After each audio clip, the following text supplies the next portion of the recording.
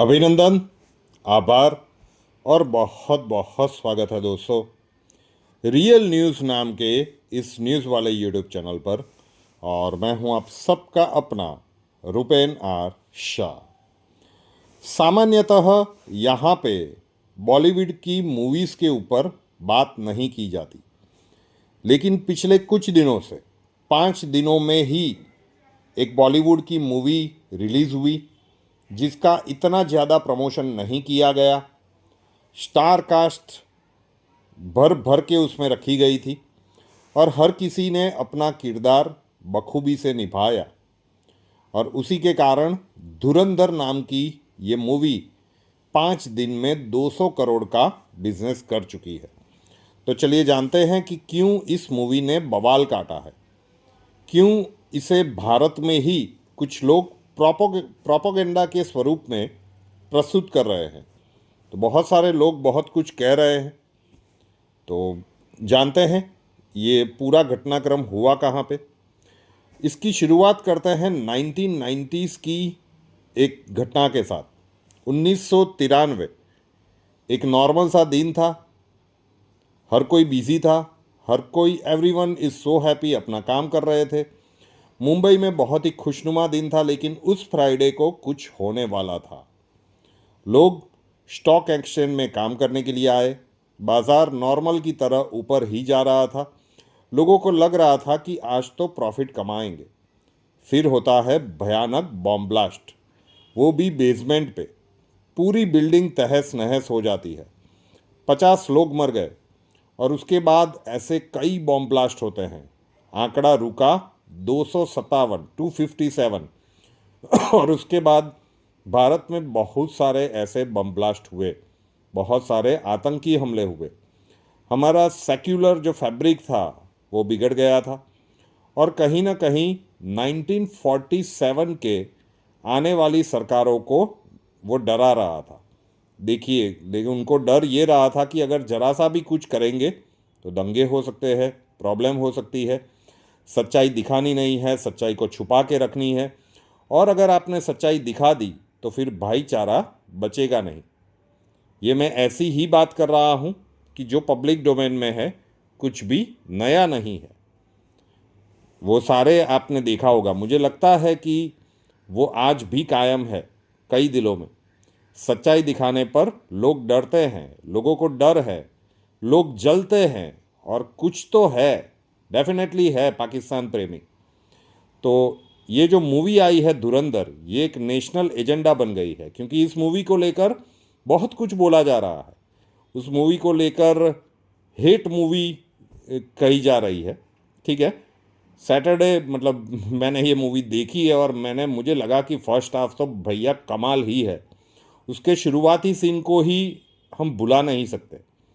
Movie में आपको एक एंटरटेनमेंट चाहिए। मूवी में 3 घंटे 34 मिनट की मूवी है, और ये आपको बिठा के रखती है। आप पलके भी नहीं झपक सकते। इतना लंबा बैठना, लोगों को बांध के रखना एक कला है। और अगर किसी मूवी में ये चीज़ करने में खरी उतरती है तो वो आपको ज़बरदस्त एंटरटेनिंग देगी, आपको एक्शन देगी, आपको भैया आइटम सॉन्ग भी देगी, प्यार के सीन्स भी दिखाएगी, म्यूज़िक भी देगी जो लूप पे आप सुनते जाएंगे। अक्षय खन्ना की एंट्री वाला जो म्यूज़िक है ना, लोगों ने ढूंढ लिया है। शादियों में बचेगा इस तरीके का म्यूज़िक है। पुराने गानों पुरानी वाइब्स ये सब भी आपको देगी। स्टोरी कमाल की है, कहानी बढ़िया है, एक्शन तो गजब ही है। हाँ, गाली गलौज थोड़ी सी है, क्योंकि एक्शन नहीं है और स्टोरी आपको बढ़िया रखनी है तो इस प्रकार की मूवी नहीं बन सकती। तो मूवी तो गजब है, कमाल है, बढ़िया है। ये एक ओल्ड वाइन की तरह है, क्योंकि फर्स्ट हाफ में तो मुझे पर्सनली लगा था कि भाई शुरुआत के 1.5 घंटे तो कमाल ही है, क्योंकि कांधार हाईजैक दिखाया गया है। उसके बाद पार्लियामेंट में हमला का रियल फुटेज इस्तेमाल किया गया है, और फिर रणवीर सिंह की एंट्री, मतलब बिल्कुल एक सच्चाई, एक थ्रिलर जो देश को जानना चाहिए था। बीफ नहीं खाना है और खाना पड़ता है, उसकी आंखों से आंसू बह रहे हैं। छोटी छोटी डिटेल्स पे काम किया गया है बहुत ही बढ़िया तरीके से। कमाल तरीके से आदित्य धर ने ये मूवी बनाई है। फिर सेकंड हाफ आता है। सेकंड हाफ में मूवी डीप करती है, लेकिन बॉस ये ओल्ड वाइन की तरफ है, क्योंकि वो नशा धीमे धीमे चढ़ता ही जाता है। तो ओल्ड वाइन की तरह इस मूवी का नशा धीमे धीमे दर्शकों को ऊपर चढ़ रहा है। एक्टर्स की कमाल की परफॉर्मेंस है, कोई भी हो। फिर आता है सेकंड पार्ट। सेकंड पार्ट में आप देखो, अक्षय खन्ना देखो, संजय दत्त देखो, आर माधवन देखो, रणवीर सिंह तो है। अक्षय खन्ना ने मतलब खा गए हैं रणवीर सिंह को। बहुत सारे लोग उसके ऊपर भी बात कर रहे हैं, कई लोग जानबूझ के इसकी बुराई कर रहे हैं, आइडियोलॉजिकल व्यूज से देखे, ठीक है ना। तो ये मेल्टडाउन क्यों हो रहा है पाकिस्तान में? तो पता है कि भाई पाकिस्तान में इस मूवी से बहुत सारे लोगों को तकलीफ होगी, और उसमें हमें कोई देखने की आवश्यकता नहीं है। बॉलीवुड ने लियारी के ऐतिहासिक तौर पे कराची में जो दिक्कतें हैं ना, वो जहर बलोच अभी भी जिंदा है। वो ज़्यादा खतरनाक था और बहुत ही डेंजरस भी था, लेकिन अब पॉलिटिक्स में है। तो सिंधु देश को लेकर जो प्रॉब्लम हुई है ना, अभी चल रही है, और लियारी हमेशा से वो सेंटर में रहा है जिसके ऊपर ये पूरी स्टोरी बनाई गई है। तो वो सारी चीज़ें कनेक्टिंग वे में बताई गई है, और जो किरदारों का लुक भी है ना, वो कहीं ना कहीं उसी के हिसाब से गेटअप में लिया गया है। वहाँ पे जो सान्याल साहब है, आर माधवन ने जो गेटअप लिया है, कोई भी देख के बता देगा कि ये अजीत डोभाल है। वैसे फिल्म में ये कहा नहीं है कि वो अजीत डोभाल है, लेकिन लोग रिलेट कर पा रहे हैं। तो एक लियारी टाउन एक एरिया हुआ करता था, एक बहुत बड़ा पार्ट, वहाँ पे ट्रेडर्स थे और हिंदुओं का राज था। लेकिन आपको पता है कि उसके बाद पाकिस्तान में क्या हुआ? उसके बाद वो ट्रेडर जो बहुत ही हैप्पी थे, माफ़ कीजिएगा, धीमे धीमे फिर दिक्कतें होती गई, धीमे धीमे प्रॉब्लम्स क्या हुई। फिल्म की कहानी मैं यहाँ पे नहीं सुनाऊंगा। अच्छा है कि आप वहाँ पे जाके देखिए, परिवार के साथ शायद नहीं देख पाएंगे क्योंकि बहुत सारी गाली गलौच है इसमें, लेकिन दिखाना ज़रूरी भी था। वो ब्रूटलनेस दिखानी ज़रूरी थी कि भारतीयों के जासूस के प्रति पाकिस्तान वालों ने किया क्या है, जो अब तक बॉलीवुड में कभी भी नहीं दिखाया गया ना, वो दिखाने की कोशिश की है आदित्य थर ने। उरी नाम की मूवी उन्होंने बनाई थी, क्या गजब मूवी थी, आप सभी ने देखी होगी। तो उसके बाद धुरंधर देखकर तो हम कह सकते हैं कि ये उरी से भी थोड़े से ऊपर लेवल की ही फिल्म है। सच को दिखाना बहुत ज़रूरी है, लेकिन अब जिस प्रकार से ये सच दिखाया गया है, तो फिर डेफिनेटली यहाँ पे जिन चीज़ों को, क्योंकि फेक करेंसी पाकिस्तान में छपती है, वो प्लेट्स वहाँ पे किसने पहुँचाई, यहाँ पे वो हमला हुआ लेकिन सरकार ने कुछ किया नहीं। तो बहुत सारे ऐसे किरदार, मतलब ऐसे घटनाक्रम बिल्कुल ज़बरदस्त दिखाए गए। इसका प्रोमो जब रिलीज़ हुआ था ना, 4 मिनट 5 सेकंड का था, लोगों ने वहीं से ट्रोल करना शुरू कर दिया था कि भाई 4 मिनट का ट्रेलर कौन बनाता है। लेकिन 4 मिनट का वो ट्रेलर देखने के बाद ही पता चलता था कि नहीं भैया, 4 मिनट का ट्रेलर तो बनता है।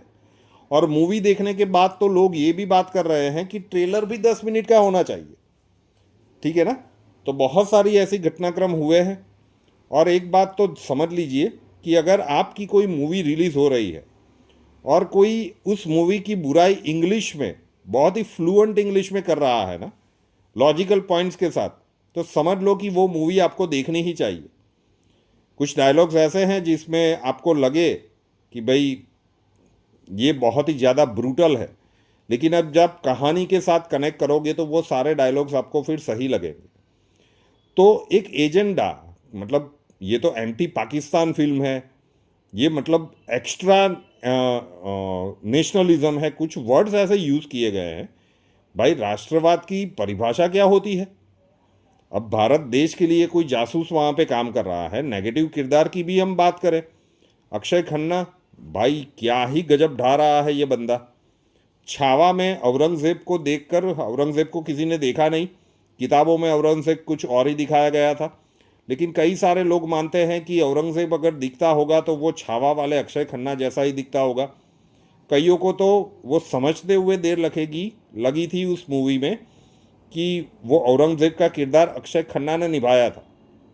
प्रोमो में तो बिल्कुल पता नहीं चलता था। इसमें भी रहमान डकैत का जो रोल है, भाई रणवीर सिंह की मेन कैरेक्टर वाली मूवी, और ये भाई साहब अपनी दमदार एक्टिंग पे खा गए हैं पूरी मूवी को।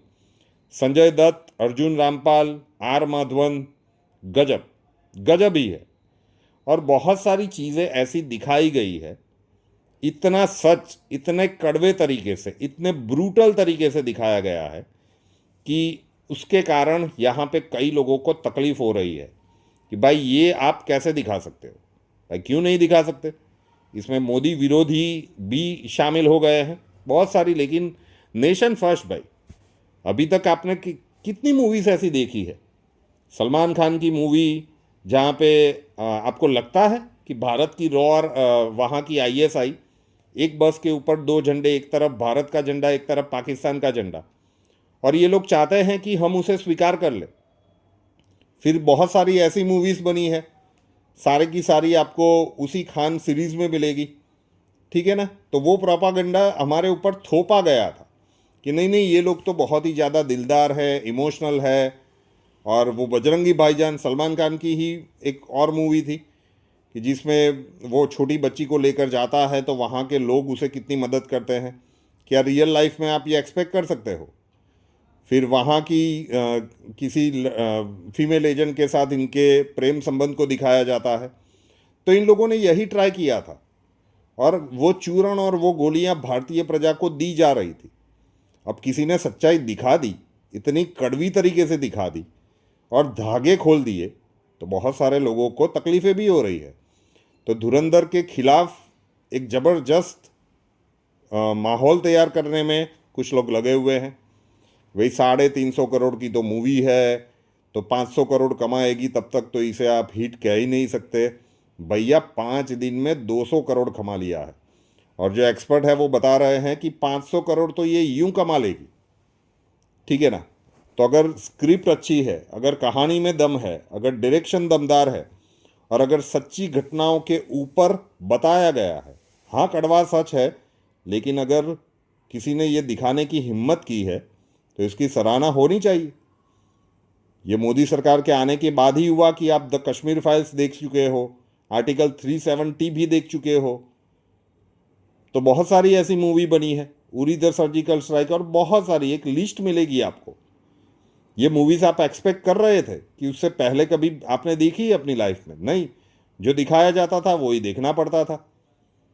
तो पूरा ये जो सिस्टम चल रहा है ना, उसमें बहुत सारे लोगों को दिक्कतें तो होंगी, लेकिन सीधी सी बात है, आप अपने अपने फेवरेट एक्टर को देखने के लिए जा सकते हैं, लेकिन हर किसी ने मूवी में अपने किरदारों के साथ कमाल किया है, धमाल किया है, डायरेक्शन गजब का है।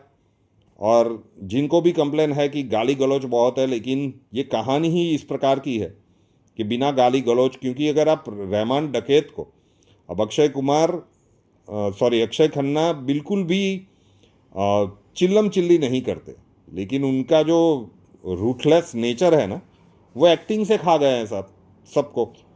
तो और उस बंदे में पहले से दम है, वो कहीं बीच में अपने पर्सनल प्रॉब्लम्स की वजह से खो गया था, लेकिन आप दृश्यम 2 में उनका पुलिस इंस्पेक्टर वाला रोल देखो, या फिर छावा में औरंगजेब का रोल देखो, यहाँ पे देखो, वर्सेटाइल एक्टर है। विनोद खन्ना साहब का डीएनए पूरी तरह से उतरा हुआ है बंदे में, और वो अब खुल के दिखा रहा है कि उसकी एक्टिंग की रेंज क्या है। Sanjay Dutt obviously, Arjun Rampal amazingly superb, और आर माधवन की एक्टिंग कैपेसिटी के ऊपर तो आपको कोई डाउट होना ही नहीं चाहिए। रणवीर सिंह इज़ गुड, लेकिन जहाँ तक मुझे लगता है कि 3 घंटे और 34 मिनट की इस मूवी में अगर कोई खेल कर गया है ना, मूवी को पूरी तरह से अट्रैक्ट कर गया है, तो वो है अक्षय खन्ना। शायद इस बार जो अवार्ड्स की बात होगी उसमें यही बंदा छाया रहेगा, ये रहमान डकैत के नेगेटिव किरदार के लिए। तो अब देखते हैं, लेकिन जो बातें फैलाई जा रही है, प्रोपोगंडा मूवी, भाई सच्चाई दिखाई है, और पाकिस्तान की सच्चाई दिखाई है, तो मिर्ची क्यों लग रही है? सच्चाई है सो है, कोई भी झूठ तो नहीं परोसा गया है, ठीक है। मोस्टली सच्चे घटनाक्रम लिए गए हैं, लुक्स भी सब के सब आप वही लिखिए, आपको साइमल्टेनियसली आप कंपेयर कर पाएंगे गूगल के ऊपर, वो सारे किरदारों के फ़ोटो देखेंगे तो। और थोड़ा सा फिक्शन भी है, लव स्टोरी वाली भी थोड़ी सी बात अंदर रखी गई है कि मूवी एकदम आपको रियल जैसा फील आए और थोड़ा सा बीच बीच में एंटरटेनमेंट भी मिले। तो एक परफेक्टली फिल्म बनाई गई है और सच्चाई को इस प्रकार से इतनी ब्रूटल तरीके से तो बहुत कम बार देखा गया है। तो ज़रूर से देखनी चाहिए अगर आप ऐसी ही और चाहते हैं कि इसका पार्ट 2 भी आई थिंक कहा जाता है कि भाई नेक्स्ट ईयर तक बन जाएगा। सो लोग अभी से इसके लिए भी वेट कर रहे हैं कि ये कहानी आगे चल के कौन सा मोड़ लेगी, क्योंकि इतने सारे घटनाक्रम, इतने सारे कांड जो पाकिस्तान ने कर दिए वो तो ब्रूटली यहाँ पे दिखा दिए। तो उसके बाद पार्ट 2 में क्या दिखाया जाएगा, तो लोग उसका अभी से वेट कर रहे हैं। तो धुरंधर हमारे हिसाब से तो कोई प्रोपेगेंडा मूवी नहीं है साहब, जो सच्चाई है वो दिखाने की हिम्मत आदित्य धर साहब ने की है। Salute to him. Real news नाम के इस न्यूज़ वाले यूट्यूब चैनल को अभी तक सब्सक्राइब नहीं किया है तो कर लीजिए, साथ वाला बेल आइकॉन दबा दीजिए और उसके बाद 3 ऑप्शंस आएंगे, ऑल के ऊपर क्लिक कर दीजिए ताकि हर नए वीडियो की नोटिफिकेशन आपको सबसे पहले मिलती रहे। नए वीडियो के साथ फिर मिलेंगे। धन्यवाद। जय हिंद।